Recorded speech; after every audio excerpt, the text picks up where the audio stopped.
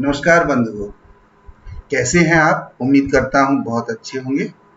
आज मैं एक नया विषय लेकर आपके समक्ष उपस्थित हूँ। बहुत ही महत्वपूर्ण विषय है इंग्लैंड की गौरवपूर्ण क्रांति 1688 ईस्वी भाग 2 प्रमुख घटनाएं। पिछले वीडियो में मैंने आपको इंग्लैंड की इस शानदार क्रांति या रक्तहीन क्रांति जो कि 1688 ईस्वी में हुई थी उसके बारे में ये बताया था कि आखिर इस क्रांति के होने के पीछे क्या कारण थे।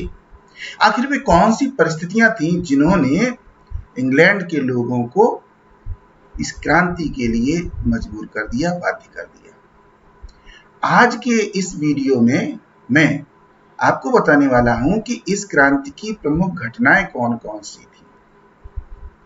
तो वीडियो को अंत तक जरूर देखिए, क्योंकि मैंने इस क्रांति की एक एक घटना का बहुत ही गहराई से अध्ययन करने के बाद ये वीडियो तैयार किया है। तो आपको बहुत ही महत्वपूर्ण जानकारी मिलने वाली है। आप अंत तक वीडियो को अवश्य देखें, तभी इतिहास की सही जानकारी आपको मिल पाएगी। और वीडियो शुरू करने से पहले एक निवेदन, यदि आपने अभी तक हमारा चैनल सब्सक्राइब नहीं किया है तो सब्सक्राइब जरूर कर लीजिए, क्योंकि बहुत ही महत्वपूर्ण विषय वस्तु आप तक पहुंचने वाली है इतिहास की, जो कि प्रतियोगी परीक्षाओं के लिए बहुत ही उपयोगी है और श्रेष्ठ जानकारी देने वाली है। तो आइए वीडियो शुरू करते हैं। जब वो इंग्लैंड के अंदर असंतोष की चरम सीमा पहुंच गई, तो ऐसी स्थिति में राजा के खिलाफ सभी लोग खड़े हो गए। खासतौर से मैं बताना चाहता हूं आपको कि तीन प्रमुख शक्तियां उस समय काम कर रही थी। एक शक्ति राजा थी, दूसरी शक्ति चर्च थी और तीसरी शक्ति जो थी वो सामंत थी। लेकिन राजा की अत्याचारी प्रवृत्ति के कारण सारी शक्तियां राजा के खिलाफ हो गई थी।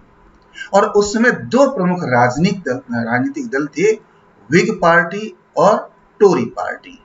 विग पार्टी जैसे घोड़े दौड़ाती हैं तो वो करते हैं विग विग, तो वहां से ये शब्द लिया गया था और ये लैटिन भाषा का शब्द था।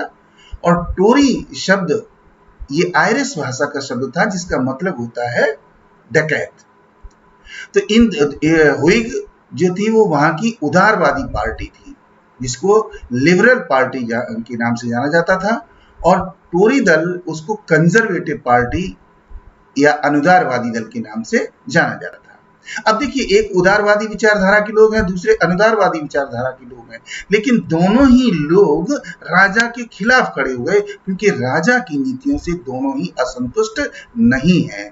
तो ऐसे में इन दोनों दलों ने मिलकर के अक्टूबर 1688 ईस्वी में एक बैठक की, एक सभा की, और धुर विरोधी होने के बावजूद भी ये निर्णय लिया कि किसी भी तरीके से जेम्स के अत्याचारों से मुक्ति पाने के लिए हमें एक मंच पर आना होगा, क्योंकि उसकी धार्मिक नीतियों से सभी लोग परेशान हो चुके थे। तो राजा को गद्दी से हटाने के लिए योजना बनाई गई, और उस योजना के अनुसार हॉलैंड से जेम्स की पुत्री यानी जेम्स द्वितीय जो था, उसकी एक पुत्री मैरी थी, जिसका विवाह हॉलैंड के राजा विलियम ऑफ ऑरेंज के साथ हुआ था।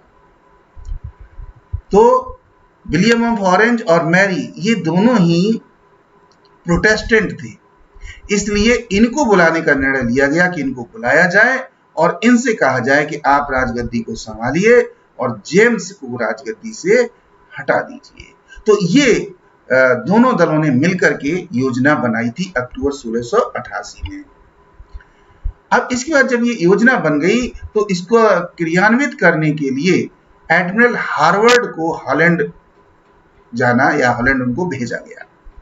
नवंबर के पहले सप्ताह में ही, यानी कि 1-2 नवंबर को ही एडमिरल हार्वर्ड को निमंत्रण लेकर हॉलैंड भेजने का निर्णय लिया गया था।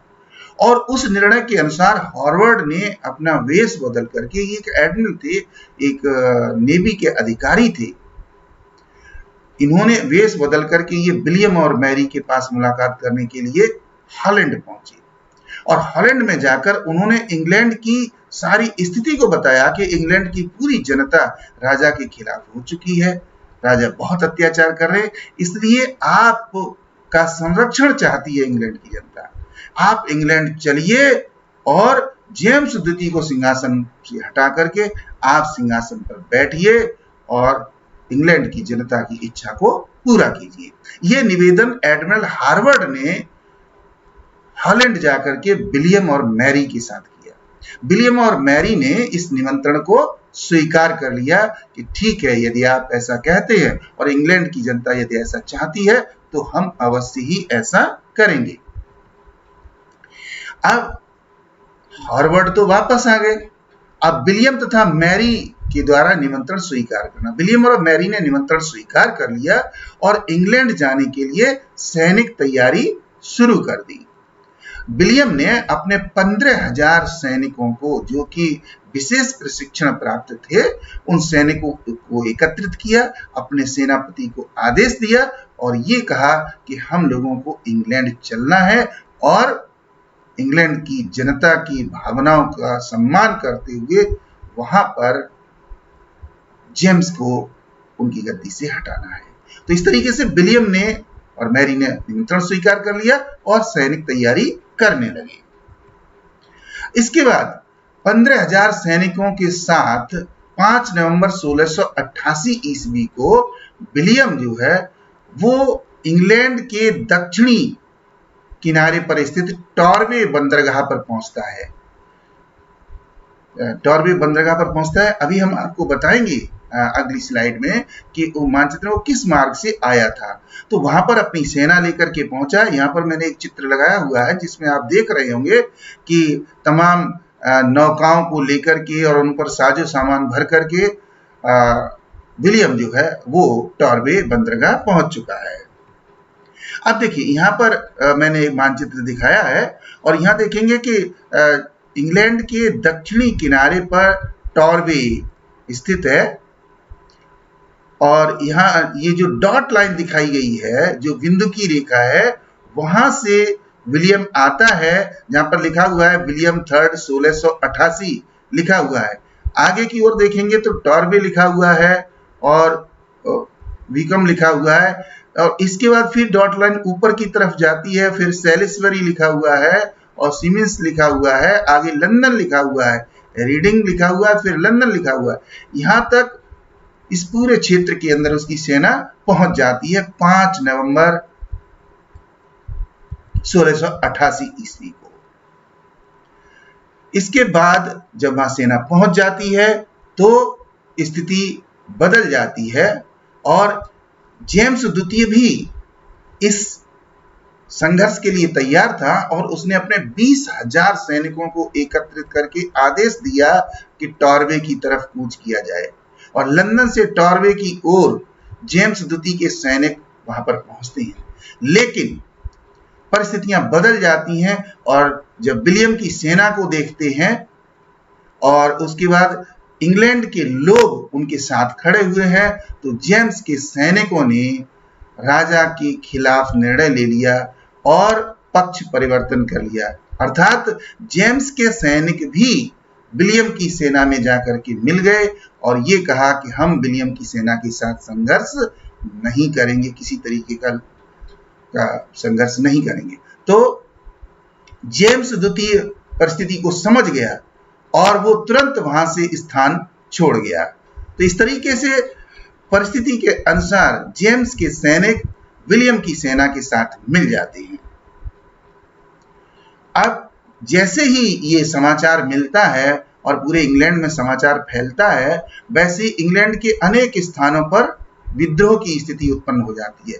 लेकिन यहां ध्यान देने वाली बात यह है कि कहीं पर भी हिंसक संघर्ष नहीं होता है, कहीं पर रक्त की एक बूंद भी नहीं गिरती है। तो इस तरह 5 नवंबर से लेकर के और 15 नवंबर तक लगभग 10-11 दिन तक ये स्थिति रहती है कि पूरे इंग्लैंड के अंदर असंतोष है, हलचल है, लेकिन संघर्ष नहीं हो रहा है। विद्रोह की स्थिति है लेकिन विद्रोह नहीं हो रहा है, विरोध हो रहा है राजा का। और वो विरोध कैसा है? शांतपूर्ण है, क्योंकि हिंसक नहीं है किसी भी तरीके से। इसके बाद 16 नवंबर को यह निर्णय लिया गया पूरी स्थिति को देखते हुए कि राजा ने स्वयं ही अपने आप को अलग कर लिया और राजा को कैंट में रखा गया सुरक्षित रूप से। और इस समय जो व्हिग और टोरी दोनों ही पार्टी थी वो नहीं चाहती थी कि राजा को किसी तरीके का नुकसान पहुंचाया जाए, क्योंकि वो इंग्लैंड के गौरव के खिलाफ था, क्योंकि इससे पहले चार्ल्स को फांसी दी गई थी। चार्ल्स के खिलाफ विद्रोह हुआ था और राजा को पकड़ करके उस पर मुकदमा चलाकर फांसी दी गई थी। लेकिन इस समय इंग्लैंड की जनता जेम्स को हटाना तो चाहती थी, परंतु उसे किसी तरीके का नुकसान नहीं पहुंचाना चाहती थी। इसलिए दोनों ही दलों ने यह कह दिया था कि राजा जहां पर छिपा है उसे छिपा रहने दीजिए, और अगर वो कहीं जाता है तो उसे जाने का मार्ग दे दीजिए, उसे किसी तरीके का नुकसान न पहुंचाया जाए। और इसी समय यह निर्णय लिया गया कि विलियम और मैरी को संयुक्त रूप से इंग्लैंड की गद्दी पर बिठाया जाएगा, क्योंकि इंग्लैंड का सिंहासन अब खाली हो चुका है। तो इस तरीके से जो असंतुष्ट लोग थे जेम्स से, जब जेम्स ने गद्दी छोड़ दी तो वे लोग किसी भी तरीके से हिंसा उन्होंने नहीं की, बल्कि ये कहा कि ये अच्छा हुआ कि राजा ने गद्दी छोड़ दी है, अब हमें कोई भी विद्रोह नहीं करना पड़ेगा, हिंसा नहीं करनी पड़ेगी। इसके बाद जेम्स द्वितीय लगभग 1 माह तक फ्रांस में छिपा रहा, इंग्लैंड में छिपा रहा, और उसके बाद जेम्स द्वितीय ने फ्रांस से मदद मांगी। यद्यपि फ्रांस से पहले भी वो धन ले चुका था, और फ्रांस का इसमें राजा था लुई चतुर्दश, जिससे कि इंग्लैंड के लोग पहले ही नाराज थे। तो फ्रांस के लुई चतुर्दश ने राजा को अपने यहाँ शरण देने का निर्णय दे दिया। और जब ये सूचना जेम्स द्वितीय को मिल गई तो जेम्स द्वितीय छिप करके 23 दिसंबर 1688 ईस्वी को फ्रांस चला गया। यद्यपि वो वापस लौट कर आता है, जिसको हम अभी आगे बताएंगे आपको। जब वो फ्रांस चला गया तो अब इंग्लैंड में ये निर्णय लिया गया कि विलियम और मैरी को राजा बनाया जाना है, और बदली हुई परिस्थितियों में हमें कैसे काम करना है। इसलिए संसद का, जिसका कि पिछले 1 वर्ष से ज्यादा का समय हो चुका था, तब से कोई सभा नहीं बुलाई गई थी, कोई अधिवेशन नहीं बुलाया गया था।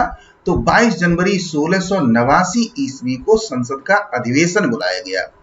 और इस अधिवेशन में आप देख रहे हैं, यहाँ पर मैंने एक चित्र लगाया हुआ है कि इस अधिवेशन के अंदर किस तरीके से सभी अनुशासित तरीके से बैठने की व्यवस्था की गई है, और भारी संख्या में लोग यहाँ पर उपस्थित हैं, सामान्य लोग भी उपस्थित हैं। और इस समय यहाँ पर बिल ऑफ राइट्स तैयार किया गया, जिसमें अधिकारों को देना था।